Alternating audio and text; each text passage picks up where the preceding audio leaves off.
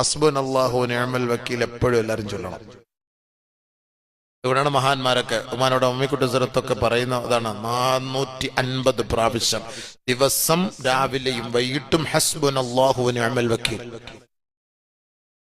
പിന്നെ ഇബ്രാഹിം നബി അലൈഹി സ്വലാത്തു വസ്സലാമിനെ അഗ്നികുണ്ടാരത്തിലേക്ക് വലിച്ചെറിഞ്ഞപ്പോ അതിലിരുന്ന സന്ദർഭത്തിൽ അദ്ദേഹം പറഞ്ഞ വാക്ക് അതാണ്, ഖുൽ ഹസ്ബിയല്ലാഹ്.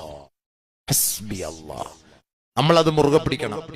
ഏത് സമരത്തിലും 10 മുദ്രാവാക്യം വിളിക്കുമ്പോൾ 5 പ്രാവശ്യം നിങ്ങൾ അല്ലാഹുവേ ഹസ്ബുനല്ലാഹ് ഹസ്ബുനല്ലാഹ്. നമ്മൾ 100 പേരുമായിട്ട് പോകുമ്പോൾ പകുതി പേര് ദിക്റിലായിരിക്കണം ആ സമരത്തിൽ. അല്ലാഹുവേ നീ വിജയിപ്പിക്കണം. ഹസ്ബുനല്ലാഹ് ഹസ്ബുനല്ലാഹ്. റബ്ബന ഗഫിർ ലനാ ദുനൂബനാ വഇസ്റാഫനാ ഫീ അംരിനാ വസബ്ബിത് അഖ്ദാമനാ.